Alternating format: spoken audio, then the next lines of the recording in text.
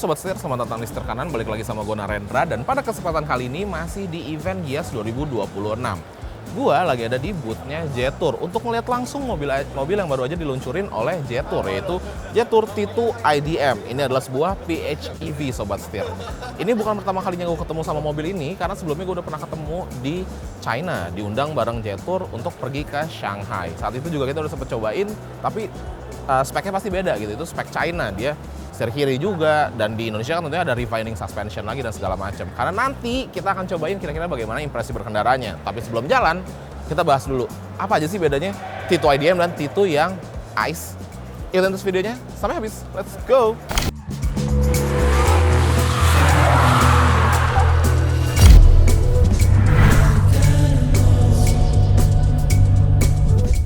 Nah, kalau kita lihat di bagian eksterior ya, di bagian depan nih terutama, sebenarnya tuh nggak begitu kelihatan ada bedanya. T2 sama-sama yang ICE maupun IDM memiliki wajah yang boxy, styling yang boxy SUV banget gitu ya. Kelihatan futuristik, kelihatan rugged, dan kelihatan tangguh Sobat Setir. Di bagian depan sini terdapat tulisan Jetour yang dia tuh bisa menyala. Lampunya juga full LED semua, dual proyektor dengan DRL yang menurut gue bentuknya cakep banget. Dia kayak kotak gitu. Very nice.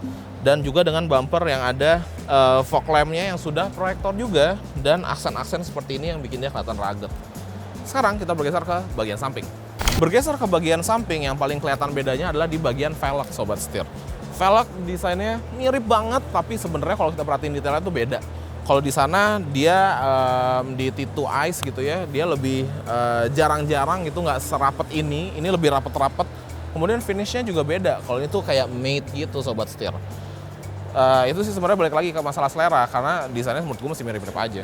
Selebihnya hampir tidak ada perbedaan. Dia masih sama-sama memiliki over fender plastik yang nyambung ke footstep beneran ini hingga ke roda bagian belakang. Kemudian dia tetap sama-sama memiliki roof rail yang desainnya futuristik ini, yang bolong-bolongnya unik itu. Spion yang ukurannya besar dengan kamera 360 juga. Dan ya, kurang lebih mirip. Tapi ada satu pembeda Sobat Setir yang ada di bagian pilar paling belakang. Karena di sini terdapat logo PHEV, menandakan bahwa ini adalah varian yang PHEV. Lucunya logonya itu dalam bentuk sebuah badge. Jadi kayak membanggakan gitu ya. Tuh dipegang juga dia ada teksturnya PHEV. Keren, nice. Nah, kalau lubang yang di kiri untuk mengisi bensin, ini untuk mengisi baterai yang Sobat Setir. Yes, ini adalah charging portnya. Dia juga sudah support AC maupun DC charging. Kapasitas baterai sendiri di 18,4 kWh Sobat Setir. Jadi ya bisa dibilang cukup lah untuk sebuah PHEV. Bergeser ke belakang, sama seperti yang ICE juga hampir tidak ada bedanya, kecuali satu, di bagian ban serepnya ini dia ada logo Jetour-nya Sobat Setir. Itu pertama. Yang kedua, di sini ada tulisannya T2 IDM, bukan T2 XWD gitu. Jadi itu pembedanya juga. Selebihnya sama-sama boxy SUV, sama-sama kelihatan gagah juga. Dan dia memiliki vacuum door, sama-sama memiliki vacuum door. Jadi ya dapat dipahami bahwa memang pintunya tuh berat. Dia juga ngegendong sebuah ban yang ukurannya juga cukup besar. Jadi vacuum door gua rasa emang tepat lah untuk berada di bagian belakang dari Jetour T2 IDM ini. Sekarang kita intip interiornya, kira-kira apa bedanya? Yuk.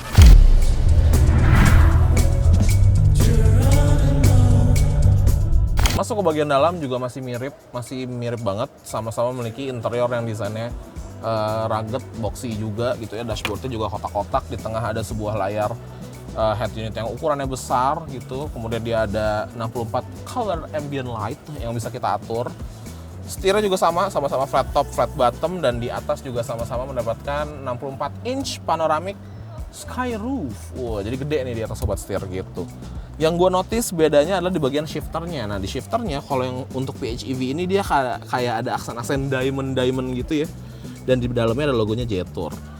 Dan tentunya si driving mode-nya, karena sekarang di unit yang IDM ini ada 4 driving mode aja Sobat Setir. Ada normal, eco, sport, dan snow. Seperti itu. Selebihnya sama-sama nice. Sekarang kita intip mesinnya. Yuk.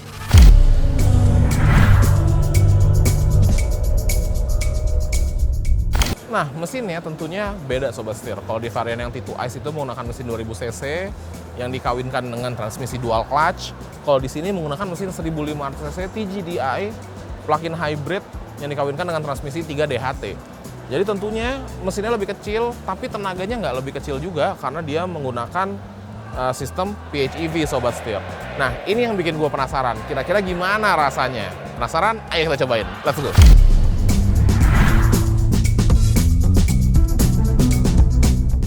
Setir kanan dengan 50 outlet mobil bekas. Jaringannya luas. Setir kanan. Oke Sobat Setir, langsung aja kita coba jalan. Nah, impresi gue ketika masuk, secara posisi duduk masih sama dengan T2 yang pernah kita review.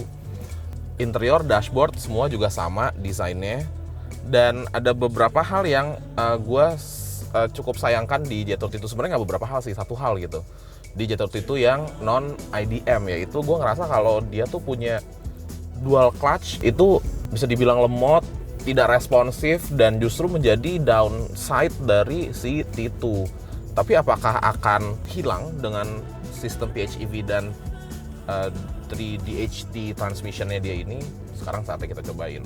Nah, secara posisi duduk masih sama, masih commanding gitu ya, masih ciri khasnya Jetour banget. Sekarang kan dia sebuah SUV yang off-roader gitu kan, jadi posisi berkendara yang tinggi itu emang kayaknya harus gitu, commanding. Dashboardnya kotak, bener-bener gagah banget lah, kayak true SUV banget gitu. Kemudian kalau dari blind spot kanan kiri ya more or less sama lah. Si kanan kiri spion gede ukurannya, terus abis itu spion tengah dia bentuknya rada unik gitu ya, karena kacanya tuh kayak goggles, kayak kacamata renang gitu. Kemudian kalau kita lihat blind spot juga cukup minim, toh juga dia punya blind spot monitoring system ya kan. Jadi menurut gua kalau untuk blind spot oke lah, aman. Kekedapan, nah kekedapan ini yang sedikit menurut gua lumayan mengganggu. Jadi kalau road noise-nya ya masuk, apakah berisik banget? Lumayan. Tapi yang justru lebih masuk lagi suaranya adalah suara mesin ketika mesin tuh lagi idle buat nge-charge baterainya gitu Sobat Setir. Nah itu lumayan terdengar tuh, lumayan masuk gitu. Dan buat gua ya kalau bisa dibikin lebih kedap kayaknya lebih baik ya Sobat Setir, seperti itu. Nah ketika mobilnya lagi berhenti gitu ya, itu memang dia kedengeran suara mesin tuh, dia kedengeran suara mesin, dia kedengeran mesinnya tuh nyala, nge-charge baterainya. Tapi memang ketika kita lagi berjalan, itu tuh terasa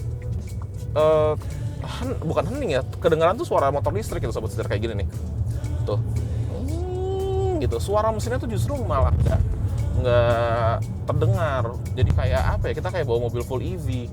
Hebat sih. Biasanya kan ya PHEV atau hybrid ketika memang kita kick down gitu kan pasti kan suara mesin wah berisik. Kalau ini malah enggak, gue ngerasanya enggak. Kemudian berlanjut lagi, kalau ngebahas masalah handling, tentunya nih mobil tumpe banget sih. Dan menurut gue itu nggak apa-apa, karena kan ini sebuah SUV gitu, off-roader SUV. Tumpah tuh normal, mobilnya tinggi gitu ya, terus dia juga bentuknya boxy, bobotnya berat, apalagi yang PHEV ini kan ditambahkan dengan baterai juga gitu, jadi otomatis pasti lebih berat lagi gitu. Tadi kita udah sempat sedikit-sedikit manuver belok-belok di belokan yang cukup patah gitu ya, kita berasa emang cukup tumpah sih. Tuh, kayak gini tumpah.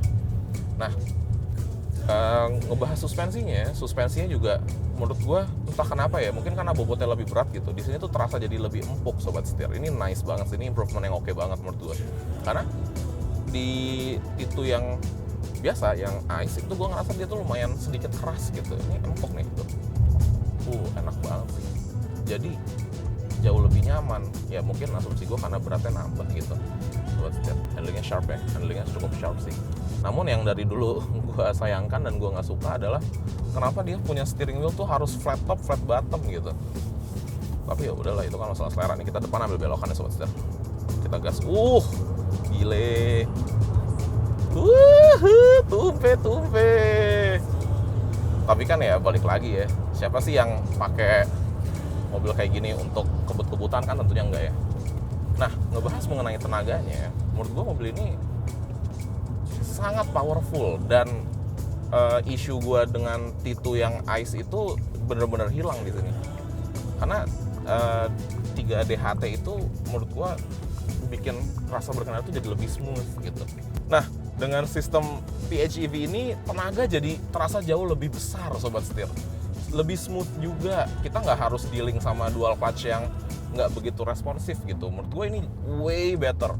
Bisa dibilang peningkatannya bisa 100 kali lipat lebih enak. Nah ini kalian harus cobain. Kalau memang Sobat Setir udah pernah cobain yang ICE dan ngerasa mungkin pendapatnya sama kayak gue, cobain yang ini deh. Ini beda banget, kalian harus cobain.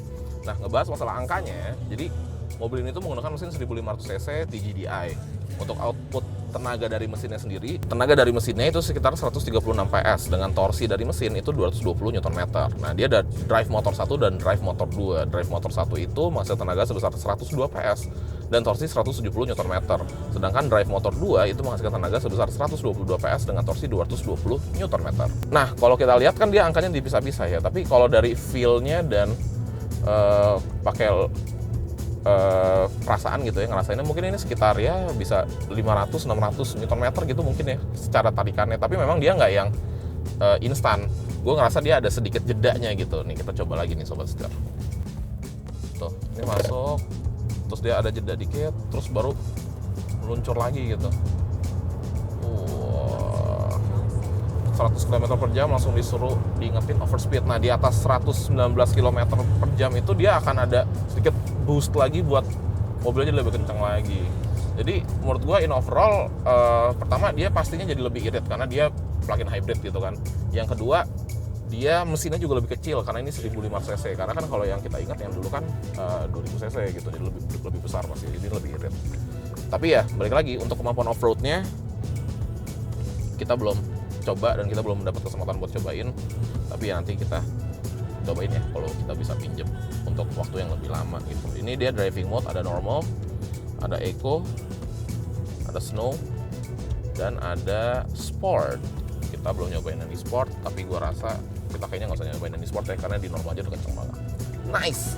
Oke Sobat Setir, jadi kita udah bahas mobilnya, kita udah bahas eksterior interiornya, kita juga udah bahas mengenai driving impressionnya. Menurut gua Jetour T2 IDM ini memang rasanya elevated gitu ya jika dibandingkan dengan yang T2. Tapi balik lagi, tentunya setiap mobil memiliki kelebihannya masing-masing. Dan mobil ini sendiri dibanderol dengan harga 688 juta rupiah Sobat Setir. Kalau kalian pengen yang raw power banget, T2 bisa menjadi solusinya. Tapi kalau kalian pengen yang lebih terelektrifikasi, lebih zaman now gitu ya, lebih relatable, mungkin bisa sama T2 IDM ini. Tapi ya itulah menurut gua. Kira-kira menurut kalian gimana? Tulis pendapat kalian di kolom komentar di bawah. Dan juga tungguin aja, semoga secepatnya kita bisa nyobain T2 IDM untuk perjalanan jarak jauh agar kita benar-benar bisa ngerasain bagaimana teknologi IDM ini diimplement ke sebuah T2. Oke Sobat Setir, kalau itu jangan lupa untuk klik like, komen, dan subscribe serta follow TikTok dan Instagram kami di @setirkanan_official.